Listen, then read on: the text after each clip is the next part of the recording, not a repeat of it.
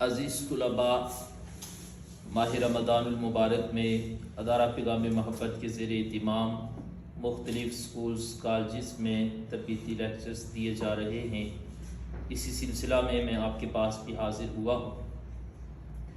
ماہ رمضان المبارک ہے اور اس کا ایک ایک لمحہ بہت قیمتی ہے۔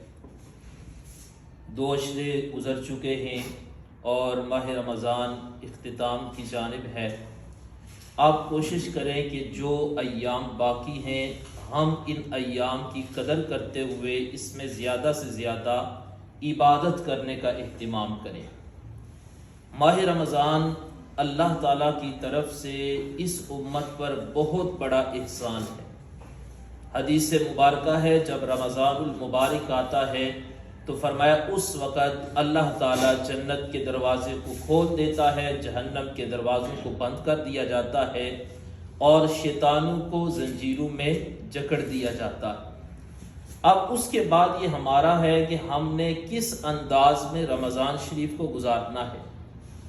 اگر تو ہمارا وہی انداز رہا جو رمضان سے پہلے ہوتا ہے کہ نہ نمازوں کی پابندی، نہ قرآن کریم کی تلاوت، نہ حقوق اللہ کا خیال، نہ حقوق العباد کا خیال، تو سمجھیں کہ ہم نے رمضان شریف سے کوئی بھی فائدہ حاصل نہیں کیا۔ اور اگر رمضان شریف کے آنے پر ہمارا یہ معمول بن جاتا ہے کہ پہلے تو ہم نمازوں کی پابندی نہیں کرتے تھے، جب رمضان شریف آیا تو ہم 5 وقت کے نمازی بن گئے، ہمارا قرآن کریم پڑھنے کا معمول بن گیا، حقوق اللہ کا خیال، حقوق العباد کا خیال یہ ہمارا معمول بن گیا، تو سمجھ لیں کہ پھر ہم نے رمضان شریف سے فائدہ اٹھا لیا۔ اب یہ ہمارے اوپر ہے کہ ہم نے خود فیصلہ کرنا ہے کہ ہم نے اپنی زندگی میں انقلاب برپا کرنا ہے یا نہیں کرنا۔ عزیز طلباء، آپ اس بات کو بخوبی جانتے ہیں، کتنے نوجوان آئے تو وہ دنیا سے چلے گئے، بڑے بڑے بادشاہ آئے، بادشاہی کی اور وہ دنیا سے چلے گئے۔ ہم یہ جو زندگی گزار رہے ہیں یہ زندگی عارضی ہے یا مستقل ہے؟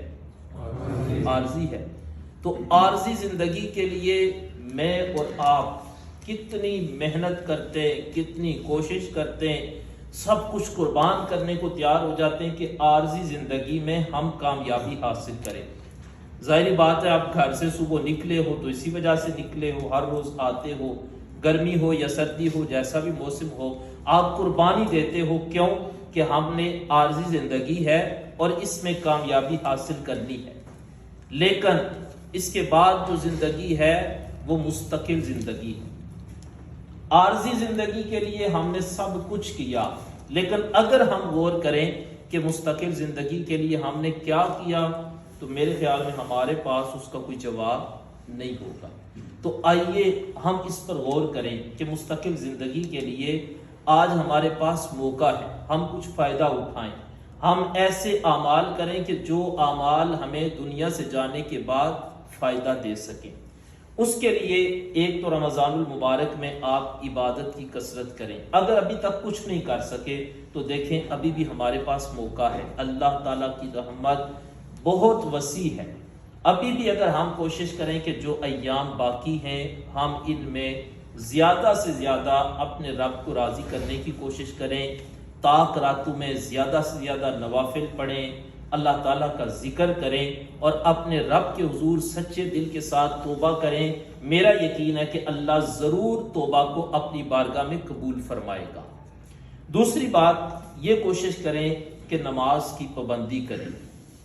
حدیث مبارکہ ہے جو شخص جان بوجھ کر ایک نماز چھوڑتا ہے اس کا نام جہنم کے باہر لکھ دیا جاتا ہے۔ کتنی نمازوں کا ذکر ہے؟ ایک نماز کا۔ فرمایا جو ایک نماز جان بوجھ کر چھوڑ دیتا ہے اس کا نام جہنم کے باہر لکھ دیا جاتا ہے۔ اب ہمارا راستہ کون سا ہے، جنت والا یا جہنم والا؟ ہم نے کدھر جانا ہے؟ بولو تو کدھر جانا ہے ہم نے؟ سب کو یقین ہے نا جنت میں جانا ہے انشاءاللہ، سب کا ارادہ جنت کیا ہے نا، تو جانا ہم نے جنت میں ہے، تو پھر ہمیں کون سے راستے پر چلنا چاہیے؟ تو جنت والا راستہ کون سا ہے؟ نماز پڑھنے والا، یہی راستہ ہے نا جنت کا۔ تو پھر ہمیں یہ کوشش کرنی چاہیے کہ جب جانا ہم نے جنت میں ہے تو پھر ہم اسی راستے پر چل پڑیں، نہ کہ جانا تو جنت میں ہے لیکن ہر روز جب اذان ہو ہم نماز نہیں پڑھیں گے تو ہمارا نام کدھر لکھا جائے گا؟ جہنم کے دروازے کے باہر۔ تو پھر اگر وہاں پہ نام لکھا ہوا ہے تو اس نام کو ہم نے وہاں سے ختم کروانا ہے، تو اس کا طریقہ کیا ہوگا کہ ہم نمازوں کی پابندی کریں۔ ایک بات یہ کہ نمازوں کی پابندی کریں، دوسرا یہ معاشرے میں کچھ ایسے افراد ہیں جو بالکل نماز کے قریب نہیں جاتے، کچھ ایسے ہیں جو کبھی کبھار نماز پڑھ لیتے ہیں، کچھ ایسے ہیں جو 5 وقت کے نمازی، لیکن بہت سے لوگ نماز پڑھ کر نماز پڑھنے کے بعد انسان کو جو فوائد حاصل ہوتے ہیں ان سے محروم رہ جاتے ہیں۔ اس کا سبب کیا ہے؟ اللہ تعالیٰ قرآن مجید میں فرماتا ہے ان الصلاۃ تنہا عن الفحشاء والمنکر، کہ نماز بے حیائی اور برائی کے کاموں سے روکتی ہے۔ ادھر 5 وقت کا نمازی نماز مسجد میں پڑھی اور نماز پڑھنے کے بعد پھر اسی طرح لوگوں کے ساتھ ظلم کر رہے، کسی کا حق کھا رہا ہے، جھوٹ بول رہا ہے، حلال حرام میں تمیز نہیں کر رہا۔ اس کا سبب کیا ہے؟ میں نے جو بات سمجھی، میرے ذہن میں یہ بات آئی کہ بہت سے اسباب میں سے ایک سبب یہ ہے کہ ہم نے نماز کی حقیقت کو نہیں سمجھا۔ نماز ہم مسجد میں پڑھ رہے ہیں لیکن ہمارا دھیان بازار میں ہوتا ہے، نماز ہم مسجد میں پڑھ رہے ہیں لیکن ہمارا دھیان کہیں اور ہوتا ہے۔ کوئی ایسی ایک نماز جو ہم نے نماز پڑھی ہو، اللہ اکبر کہا ہو، نماز کے شروع سے لے کر آخر تک کسی اور طرف کبھی بھی ہمارا دھیان نہ گیا ہو، تو شاید کوئی خوش قسمت ہو جس نے اس طرح نماز پڑھی ہو۔ اس کا بہترین طریقہ یہ ہے، اگر آپ چاہتے ہیں نماز میں آپ کا دل لگے، آپ چاہتے ہیں نماز پڑھ کر دل کو سکون ملے، آپ چاہتے ہیں نماز پڑھنے کے بعد نماز آپ کو برائی کے کاموں سے روک دے، آپ چاہتے ہیں نماز پڑھ کر آپ اللہ کا قرب حاصل کریں، بہترین طریقہ یہ ہے کہ نماز کا ترجمہ یاد کر لیں۔ بہت سے نوجوان ایسے ہوتے ہیں کہ جنہیں نماز کا ترجمہ یاد نہیں ہوتا۔ آپ مجھے بتاؤ، جب آپ کو نماز کا ترجمہ یاد ہے، آپ نماز کی ادائیگی کے لیے آئے، آپ کہتے ہیں اللہ اکبر اور ساتھ آپ کے ذہن میں یہ آ جاتا ہے اللہ سب سے بڑا۔ اب ذرا خود ایک تصور کرو کہ آپ نماز کے لیے کھڑے ہو اور کہہ رہے ہو اللہ اکبر، اور ساتھ اس بات کی آپ تصدیق بھی کر رہے ہو، زبان سے بھی کہہ رہے ہو، اور آپ کو اس کا مطلب بھی پتہ ہے کہ اللہ سب سے بڑا ہے۔ پھر سبحانک اللہم، اے اللہ تیری ذات پاک ہے، وبحمدک، اور ہم کیوں ادھر کھڑے ہوئے ہیں؟ ہم تیری تعریف کرتے ہیں، تیری حمد کرتے ہیں، وتبارک اسمک، تیرا نام برکت والا ہے، وتعالی جدک، تیری شان بہت بلند ہے، ولا الہ غیرک، تیرے سوا کوئی بھی معبود نہیں ہے۔ اب جب یہ الفاظ ہم اپنی زبان سے ادا کر رہے ہوں اور ساتھ ہمیں اس کے معنی کا پتہ ہو، پھر کیا ہوگا کہ پھر جب نماز پڑھیں گے نا تو پھر یقین جانیے، اگر آپ نے زندگی میں 10 سال نمازیں پڑھی ہیں نماز کے ترجمے کے بغیر، اور ایک نماز آپ وہ پڑھیں گے کہ ساتھ آپ نماز پڑھ رہے ہیں، ساتھ آپ کو ترجمہ یاد ہے، ذہن میں وہ بھی چل رہا ہے، وہ نماز پڑھنے کے بعد آپ خود محسوس کریں گے کہ نماز پڑھنے میں آپ کو کتنا سکون ملے گا۔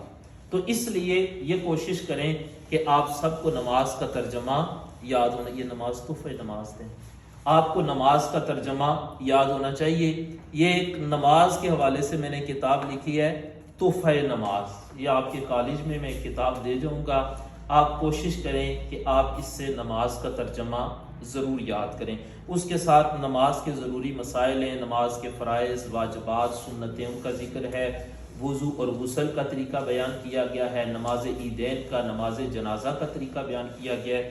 یہ وہ چیزیں جو آپ کے لیے سیکھنا بہت ضروری ہے، تو آپ کوشش کریں گے سارے کہ نماز کا ترجمہ ضرور یاد۔ دیکھیں وقت ملنا کوئی نہیں، جب تک ہم نے نیت نہیں کرنی، جب ہم ایک فیصلہ کر لیتے ہیں کہ یہ کام ہم نے کرنا ہی کرنا ہے تو پھر ہم کر لیتے ہیں، تو جب ہم کہیں کہ ہمارے پاس تو وقت ہی کوئی نہیں، آگے پیپرز آ رہے ہیں، یہ مصروفیت وہ مصروفیت، تو کرتے کرتے بندے کی زندگی ختم ہو جاتی ہے۔ تو جب اس وقت بندہ پچھتاتا ہے کاش ہم نے کوئی نیک اعمال کیے ہوتے۔ اور دوسری بات یہ کہ آپ کوشش کریں نماز کے ساتھ ساتھ قرآن کریم سے اپنا تعلق مضبوط کریں۔ ہم نے قرآن کریم کو بڑی معذرت کے ساتھ صرف اتنا رکھا ہے، یا وہ مساجد میں رکھ دی ہیں یا ہم نے اپنے گھروں میں الماریوں کی زینت بنا کے رکھ دی ہیں۔